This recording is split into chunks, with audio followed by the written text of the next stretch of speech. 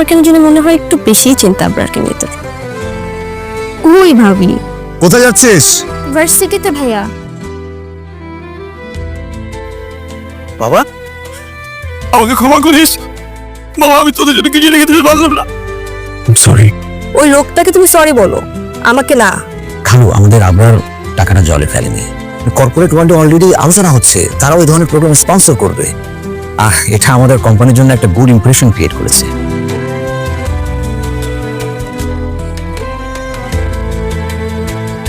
খালু, আমি যেটা বলতে চাচ্ছিলাম, আমাদের কোম্পানির কিছু এমপ্লয়ি চাকরি ছেড়ে দিয়ে চলে যাচ্ছে। চাকরি ছেড়ে দিয়ে তারা আলাদাভাবে নিজেরা কোম্পানি খুলছে। এটা নিয়ে চিন্তার কিছু নেই তো।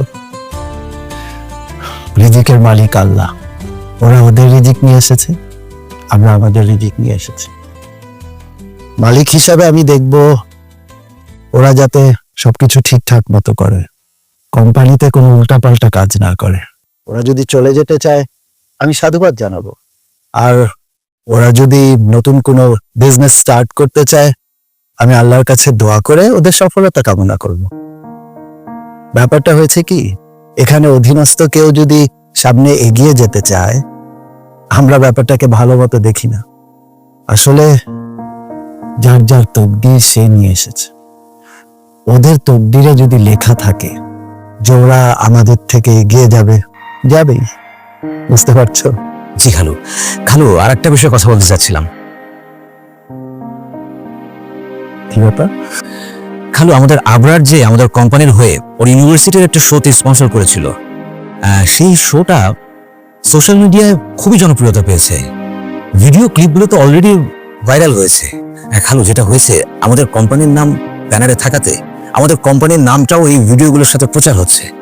খালু, আমাদের আবরার টাকাটা জলে ফেলেনি। কর্পোরেট ওয়ার্ল্ডে অলরেডি আলোচনা হচ্ছে, তারাও এই ধরনের প্রোগ্রাম স্পন্সর করবে। আর এটা আমাদের কোম্পানির জন্য একটা গুড ইমপ্রেশন ক্রিয়েট করেছে। আলহামদুলিল্লাহ।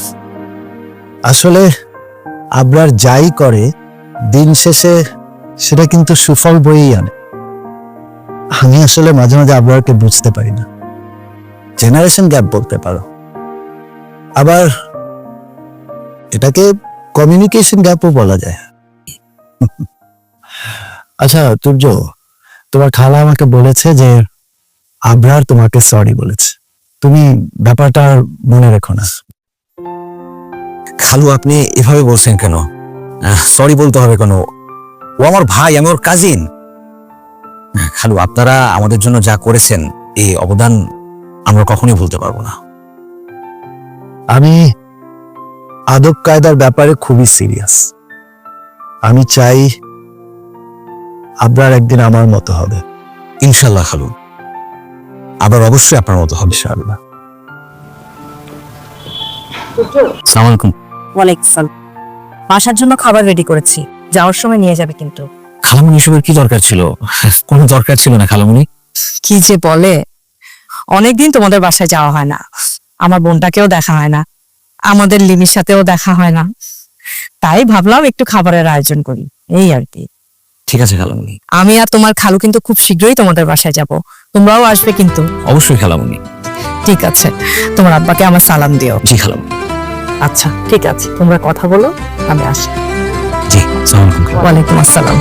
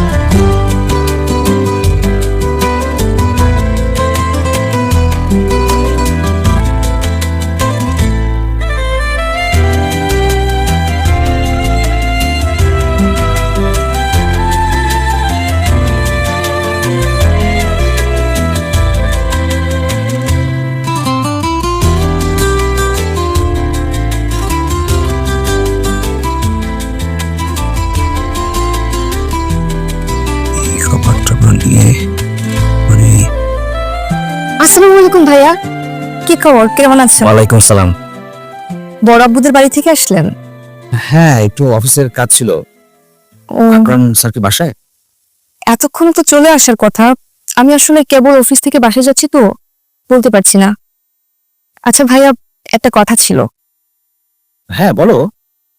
আপনি তো আমাদের বিশ্ববিদ্যালয়ের সিনিয়র ছিলেন।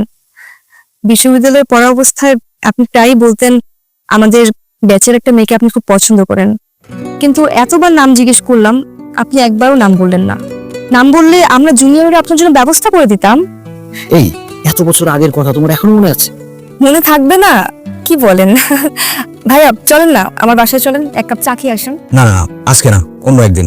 এই দেখো, এই যে খালামুনি এতগুলো খাবার দিয়ে দিয়েছে, এগুলো নিয়ে দ্রুত বাসায় যেতে হবে, আজকে না, কেমন?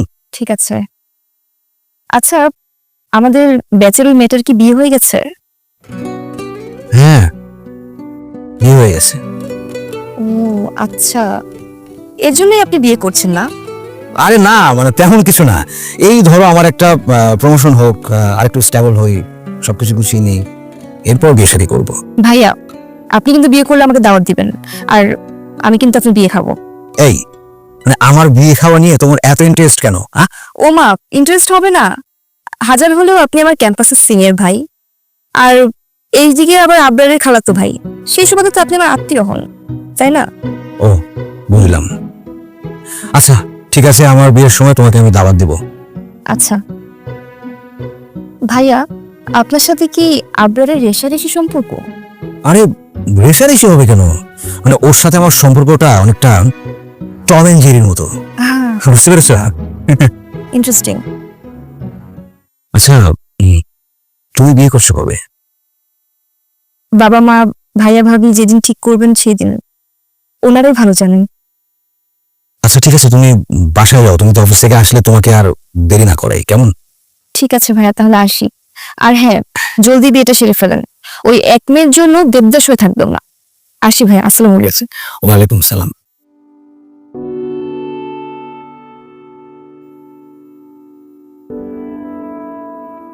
আজও তোমাকে বলা হলো না যে আমার ক্যাম্পাস জীবনের পছন্দের সেই মেয়েটাই তুমি। আকার ইঙ্গিতে তো কত করেই বুঝালাম, কিন্তু বুঝলে না। খুব বলতে ইচ্ছে করছিল যে বিয়ে করছি না, কারণ আমার হৃদয়ে এখনো তুমি।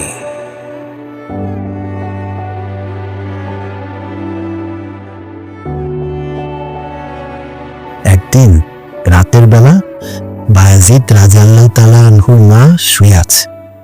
তখন ছিল শীতকাল। মা বায়াজিদকে বললেন, বাবা, দরজার একটা কপাট বন্ধ করে দাও। বায়াজিদ মাকে জিজ্ঞাসা করতে ভুলে গেল, ডান কপাটটা বন্ধ করবে নাকি বাম কপাটটা বন্ধ করবে। ততক্ষণে মা ঘুমিয়ে গেছে। মাকে ঘুম থেকে উঠিয়ে জিজ্ঞাসা করলে যদি মায়ের কষ্ট হয়, তাই বায়াজিদ কি করলেন জানো? বায়াজিদ একবার ডান কপাটটা কিছুক্ষণ বন্ধ করে রাখেন, আর বাম কপাটটা খুলে রাখেন, আবার বাম কপাটটা বন্ধ করে রাখেন, আর ডান কপাটটা খুলে রাখেন। এভাবে সারা রাত এই কাজ করতে থাকলো।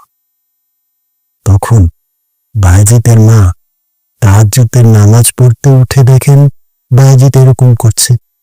বায়াজিদকে জিজ্ঞাসা করলেন, তুমি এরকম করছো কেন? তখন বায়াজিদ তাকে সব খুলে বলল।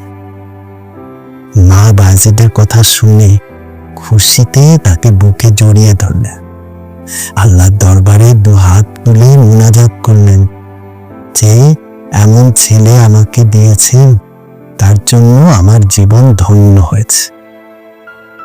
আর একদিন রাতে বায়াজিদ পড়াশোনা করছিল।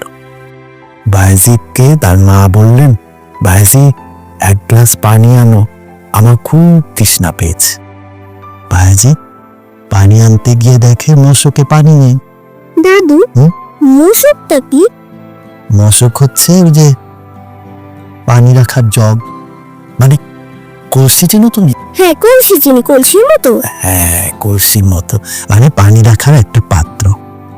তো বায়াজিদ মশক নিয়ে পাশের কূপ থেকে পানি ভরে আনবে। ততক্ষণে মা তো ঘুমিয়ে গেছে। এখন মাকে ঘুম থেকে জাগালে যদি কষ্ট হয়, তাই বায়াজি গ্লাস হাতে করে মায়ের শিয়রে দাঁড়িয়ে থাকলেন। ঘুমাইনি? না, তখন তো শীতকাল ছিল, ঠান্ডায় বায়াজিতের হাত জমে যাচ্ছিল। মা ফজরের আগে তাহাজ্জুদের নামাজ পড়তে উঠে দেখেন বায়াজিৎ তার শিয়রে দাঁড়িয়ে আছে। মা জিজ্ঞাসা করলেন, বায়াজিৎ, তুমি আমার শিয়রে পানি হাতে দাঁড়িয়ে আছো কেন? বায়াজিৎ বললেন, মা, ঘুম ভেঙে যদি তোমার পানির তৃষ্ণা পাও, সেই জন্য তোমার শিয়রে দাঁড়িয়ে আছি। এই কথা শুনে মা মন খুশিতে ভরে উঠলেন। তিনি তাহাজ্জুদের নামাজের পরে দু হাত তুলে আল্লাহর দরবারে মোনাজাত করলেন, হে রাব্বুল আলামিন, আমার বায়াজিৎকে তুমি সুলতানুল আরিফিন হিসাবে তোমার বন্ধুর দপ্তরে মর্যাদার আসনে প্রতিষ্ঠিত করো। দাদু ভাই, এই কাহিনী দুটো শুনে তোমার কি মনে হলো? মায়ের শুধু সেবা করতে হয়, যেটা বুঝলাম। শুধু সেটা না দাদু ভাই, জীবনে যদি উন্নতি করতে চাও তাহলে মায়ের কথা শুনতে হবে আর মায়ের অনেক সেবা করতে হবে। দেখো, মায়ের দোয়ায় বায়াজিৎ বোস্তামি আমাদের মাঝে অমর হয়ে আছে। মা আর সন্তানের ভালোবাসার কোনো কথা শোনাতে হলেই আমাদের বায়াজিৎকে স্মরণ করতে হয়। দাদু ভাই, তুমি জীবনে অনেক উন্নতি করতে চাও না? জি দাদু, আমি অনেক উন্নতি করতে চাই। তাহলে মায়ের কথা সব সময় শুনতে হবে। জি দাদু, আমি সবসময় মায়ের কথা শুনবো। গুড। আবার বাবা, I am proud of you my son. কেন? তোমার ইভেন্ট অনেক সাকসেসফুল হয়েছে। তোমার ইভেন্ট এতটাই সাকসেসফুল হয়েছে যে আমাদের কোম্পানি স্পন্সর করে অনেক সুনাম অর্জন করেছে। থ্যাংক ইউ বাবা। বাবা, আমার না অনেক ভালো লাগছে। অলওয়েজই ট্রাই করি ভালো কিছু করার, যেন তুমি আমার প্রশংসা করো, বাট উল্টোটা হয়ে যায়। ফাইনালি আজকে লাইফে ফার্স্ট টাইম তুমি প্রশংসা করছো আমার। It feels great. কেন গেলে হাক বাবা? অবশ্য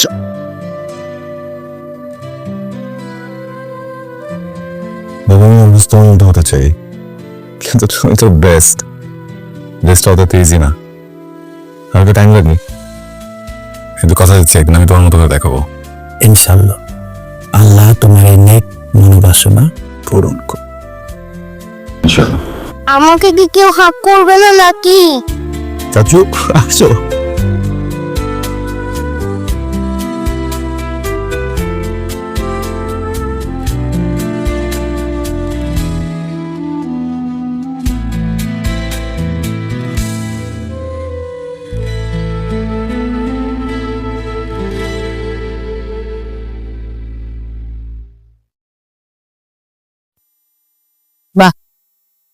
খাবারগুলো তো খুব মজার। মনে হচ্ছে না এটা কোনো হোটেল বা রেস্টুরেন্টের খাবার, মনে হচ্ছে বাড়ি থেকে রান্না করে নিয়ে এসছে। আচ্ছা, রাব্বা রাতে বেলা খাবে না কেন? এক কাজ করি, খাবার কিছু ফ্রিজে রেখে দিই, তাহলে তোর বাবা পরে খেয়ে নিবে। মা, এই কারিটা ট্রাই করো, এটা খুব মজার। মা, এটা অসাধারণ, এটা ট্রাই না করলে তুমি মিস করবা।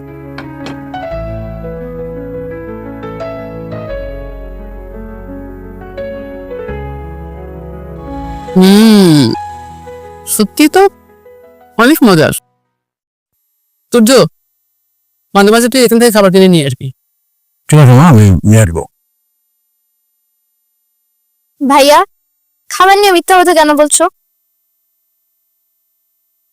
মা, এগুলো কোনো রেস্টুরেন্টের খাবার না, এগুলো খালামুনি আমাদের জন্য রান্না করে পাঠিয়েছে। আর তুমি দেখে বুঝতেছো না, ভাইয়া সবকিছু টিফিন বক্সে নিয়ে আসছে। এত মজার খাবার কেউ তুমি বুঝতেছো না যেটা খালামুনির হাতে রান্না?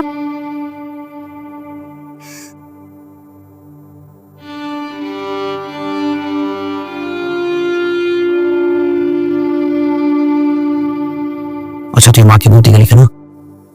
আমি তো ভেবেছি মায়ের খাবার পছন্দ হয়েছে, মারা তো রাগ করবে না। তুই অনেক সময় একটু বেশি বেশি করিস।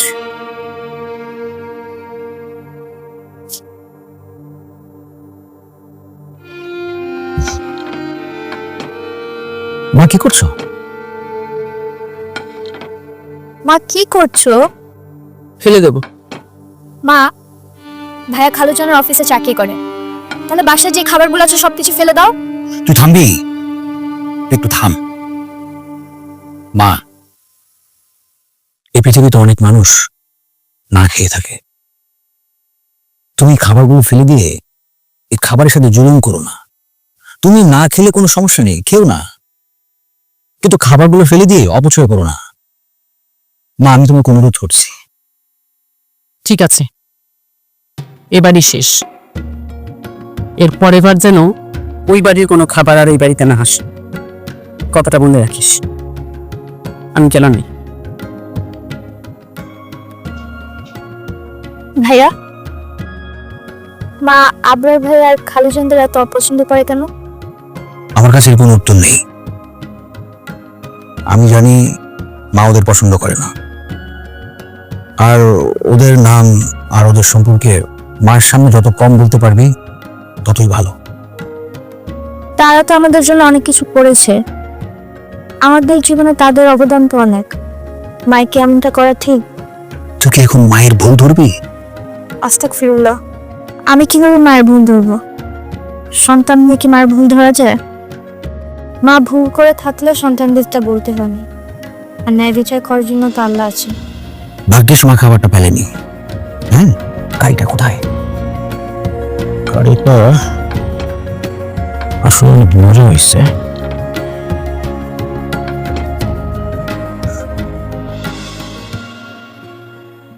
الله أكبر الله أكبر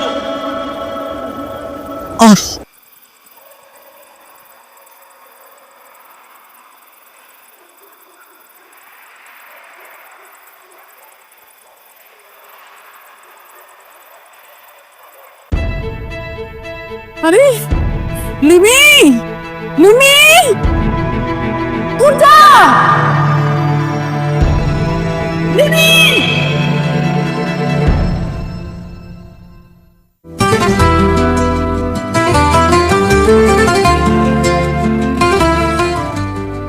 বাবা, ডাক্তার বলেছে তোমার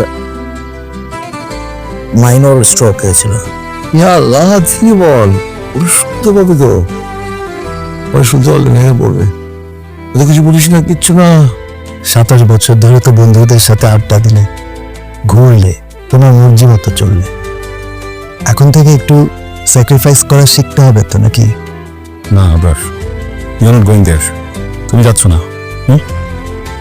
আমার চোখে তুমি কি দেখতে পাও? তোমার চোখে আমার কি দেখা উচিত এরা?